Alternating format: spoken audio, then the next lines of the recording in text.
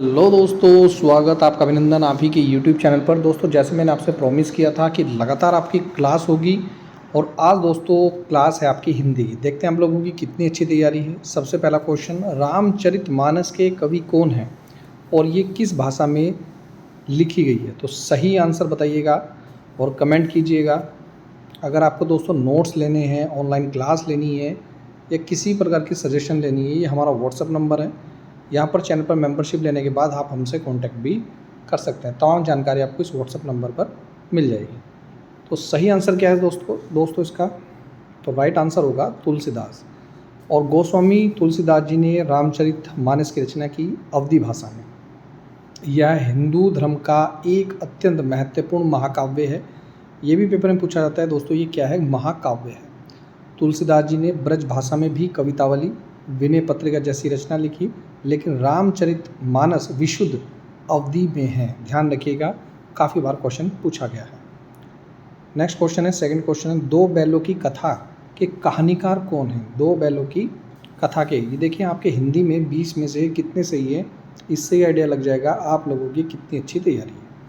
हिंदी के जिसको भी नोट्स लेने हैं, बहुत सस्ते नोट्स है दोस्तों, 50-100 रुपये के, लेकिन आपकी अच्छी तैयारी करा देंगे। दो बैलों की कथा के जो हैं वह हैं दोस्तों मुंशी प्रेमचंद द्वारा रचित एक प्रसिद्ध कहानी है। इसमें दोस्तों मुख्य पात्र है हीरा, बहुत आता है पेपर में, और मोती नाम के दो बैल हैं जो अपनी स्वतंत्रता और स्वाभिमान के लिए संघर्ष करते हैं। यह कहानी पशु और मनुष्य के भावनात्मक संबंध को क्या करती है दोस्तों? दर्शाती है। क्वेश्चन नंबर थर्ड है, कृष्ण भक्ति कवि कौन है? कौन कृष्ण भगवान की पूजा करता था, उसकी भक्ति में लीन था? तो कबीरदास तो निर्गुणवादी थे। बताइए दोस्तों, मीराबाई या प्रेमचंद? तो सही आंसर होगा दोस्तों मीराबाई। मीराबाई जो है सगुण कृष्ण भक्ति शाखा के प्रमुख कवियत्री थे। उन्होंने ही भगवान कृष्ण को अपना पति मानकर उनकी आराधना की। और कबीरदास जो हैं निर्गुण संत थे, ध्यान रखिएगा। और सुमित्रानंदन पंत छायावादी कवि थे। एक का क्वेश्चन में दोस्तों कई क्वेश्चन मैं आपके क्लियर कर रहा हूँ। और प्रेमचंद, ये भी पेपर में पूछा जाता है, आधुनिक काल के क्या थे? कथाकार थे। एक भी क्वेश्चन नहीं छूटेगा अगर दोस्तों आप मेरी रोज़ क्लास देखेंगे। पहले उत्तराखंड की क्लास चल रही थी, अब उत्तराखंड और हिंदी दोनों की क्लास चल रही है। और जिस तरीके से आप सपोर्ट कर रहे हैं और उसी तरीके से सपोर्ट करते रहें, मैं फिर बोल रहा हूँ, उत्तराखंड, हिंदी प्लस जीके तीनों की क्लास में चलाने वाला हूँ। और ज़्यादा सपोर्ट करोगे तो दोस्तों लाइव क्लास भी मैं देने वाला हूँ।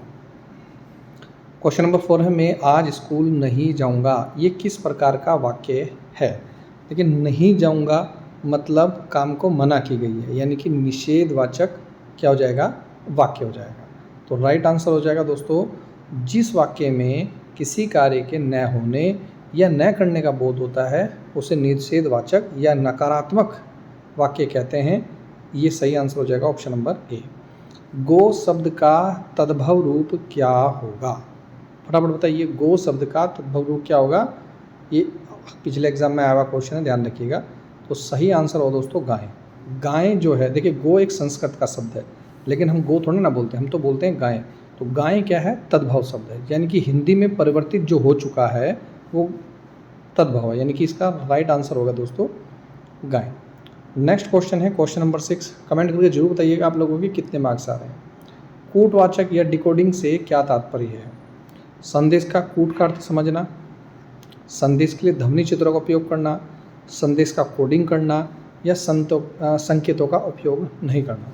तो कूटवाचक या डिकोडिंग का मतलब होता है ऑप्शन नंबर ए, संदेश का कूट का अर्थ समझना ही, यानी कि बोलते हैं ना कोड को डिकोड करना, यानी कि उस कोड को हमने समझ लिया, उसका अर्थ समझ लिया कि उसका अर्थ क्या है। क्वेश्चन नंबर 7, ये तो सभी को पता होगा, ऊँट के मुंह में जीरा, इस लोकतिया का मुहावरा लोकति का क्या अर्थ है? यानी कि अत्यंत कम। Option number B is right answer. ऊँट के मुंह में जीरा का मतलब ये समझ लीजिए कि आवश्यकता से बहुत कम वस्तु का मिलना।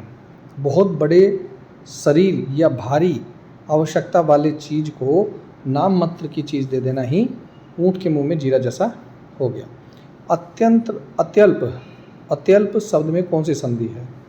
तो सही संधि होगी दोस्तों जिसमें आधा तय, ये ध्यान रखिएगा, और यह शब्द आते हैं, यानी कि यह जरूर आएगा, आधा तय आ जाए, आधा मैं आ जाए, आधा पै आ जाए, तो यहाँ पर हमेशा अत्यंत में अति प्लस यानी कि ई प्लस अ का जब भी साउंड आएगा वहाँ पर दोस्तों हमेशा क्या होगा, यहाँ देखिएगा ई प्लस अय का साउंड आएगा, यण संधि का नियम कहलाएगा। यानी कि यण जो है संधि है और स्वर संधि का पार्ट है। स्वर संधि भी 5 प्रकार की है और वैसे संधि 3 प्रकार की है।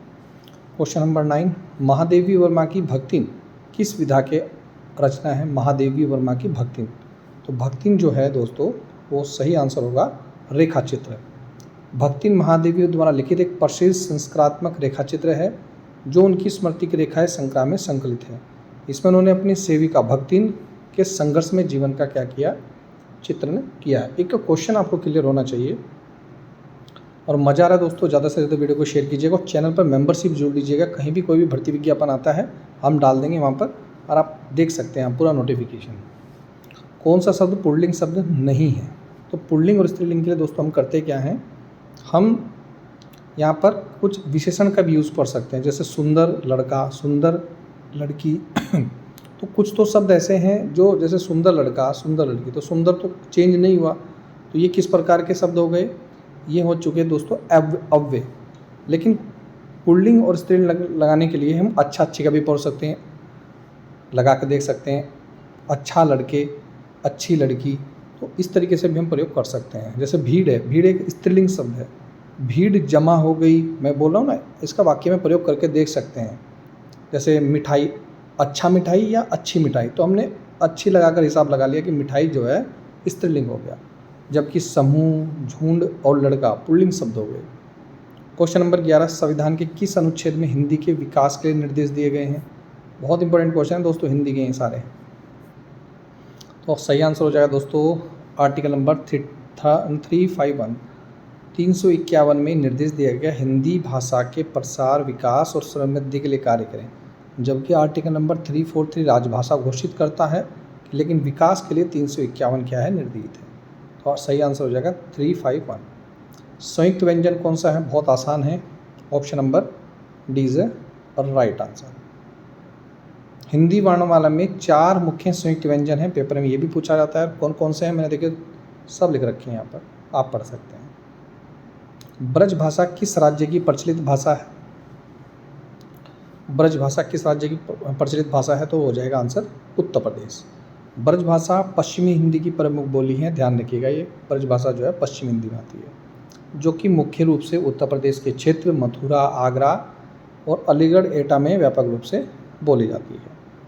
इनमें से किसे हम जनसंचार का बहुआयामी माध्यम कह सकते हैं? जनसंचार का, तो सही आंसर हो जाएगा दोस्तों इंटरनेट। मल्टी डायमेंशनल मीडियम है ये, और क्योंकि इसमें ऑडियो, वीडियो और विजुअल तीनों के गुण एक साथ डिजिटल रूप से क्या है, समाहित है। क्वेश्चन नंबर 15, अब तक कितने क्वेश्चन सही हुए कमेंट करके जरूर बताइएगा। इसी तरीके से पेपर रहने वाला है, बताइए फटाफट। छात्र द्वारा प्राचार्य को लिखा जाने वाला पत्र किस प्रकार का पत्र माना जाता है? जब एक छात्र अपने प्राचार्य को पत्र लिखता है तो उसे दोस्तों क्या बोला जाता है? औपचारिक पत्र बोला जाता है। ध्यान रखिएगा, क्यों? औपचारिक पत्र में हमेशा नियम, अनुशासन और त्रय प्रारूप ही लिखे जाते हैं। ध्यान रखिए, अगर पेपर में आ जाए ना किस पत्र में नियम, अनुशासन और ड्राफ्ट में लिखा जाता है तो औपचारिक पत्र कहलाता है। क्वेश्चन नंबर 16, आपकी बंटी उपन्यास के लेखक कौन है? तो आपकी बंटी उपन्यास है दोस्तों मन्नू भंडारी जी का। इसमें ध्यान रखिएगा, एक उपन्यास है मन्नू भंडारी द्वारा रचित। इसमें तलाकशुदा जो हैं माता पिता, बच्चे, बंटी की मानसिक द्वंद्व और उसके बाल मन पर पड़ने वाले घातक प्रभाव का अत्यंत संवेदनशील चित्रण किया गया है। ध्यान रखिएगा, पता होना चाहिए आप लोगों को। सही वर्तनी वाला शब्द कौन सा है? सही वर्तनी वाला शब्द कौन सा है? तो option number C is right answer. जो उचित या सही ना हो उसे बोलते हैं अनुचित। तो देख लीजिएगा अनुचित कैसे बनता है। क्वेश्चन नंबर 18, कार्यालय में सभी को सामान्य सूचना ज्ञात कराने के लिए किस प्रकार का दस्तावेज जारी किया जाता है? अगर हमको सभी को सामान्य सूचना उपलब्ध करानी है तो उसको बोलते हैं दोस्तों सर्कुलर, यानी कि परिपत्र। जब कोई आधिकारिक सूचना या निर्देश या निर्णय एक साथ विभाग, अधीनस्थ कार्यालय या सभी कर्मचारियों को सामान्य रूप से प्रेषित किया जाए तो उसे सर्कुलर या परिपत्र कहा जाता है। क्वेश्चन नंबर 19 है, कवि मंगलेश डबराल का काव्य संग्रह कौन सा है? बहुत इंपॉर्टेंट है दोस्तों, मंगलेश डबराल का है पहाड़ पर लालटेन। ध्यान रखिएगा। और कामयानी किसका है? जयशंकर प्रसाद जी का। और उर्वशी किसका है? रामधारी सिंह दिनकर की सुप्रसिद्ध क्या है? कृतियाँ हैं। क्वेश्चन नंबर 20 और लास्ट है, और ज़रूर बताइएगा आप लोगों के कितने क्वेश्चन सही हुए और क्वेश्चन का लेवल कैसा रहा वो भी ज़रूर बताइएगा। मारवाड़ी किस राज्य में प्रचलित बोली है? मारवाड़ी तो वैसे ही समझ गए होंगे दोस्तों, राजस्थान से संबंधित है। और राजस्थान के पश्चिमी भाग में मारवाड़ क्षेत्र में, जैसे जोधपुर, बीकानेर, जैसलमेर में ये भाषा बोली जाती है। तो क्वेश्चन कैसे लगे कमेंट करके जरूर बताएं दोस्तों। प्रयास तो हमारा ये भी है कि रीजनिंग की क्लास आपको लाइव क्लास दी जाए, उसके लिए हम देखिए प्रयास भी कर रहे हैं। लेकिन मैं फिर बोलता हूँ, हर वीडियो में बोलता हूँ, हमारे प्रयास हमेशा अधूरे रहेंगे जब तक आप लोग सपोर्ट नहीं करेंगे। ज़्यादा से ज़्यादा वीडियो को शेयर किया करें, स्टेटस लगाया करें, ग्रुप में शेयर किया करें, तब थोड़ा दोस्तों अच्छा लगता है। तो ये है दोस्तों महत्वपूर्ण जानकारी। मिलता हूँ नेक्स्ट वीडियो में। वीडियो देखने दोस्तों धन्यवाद। जय हिंद, जय उत्तराखंड।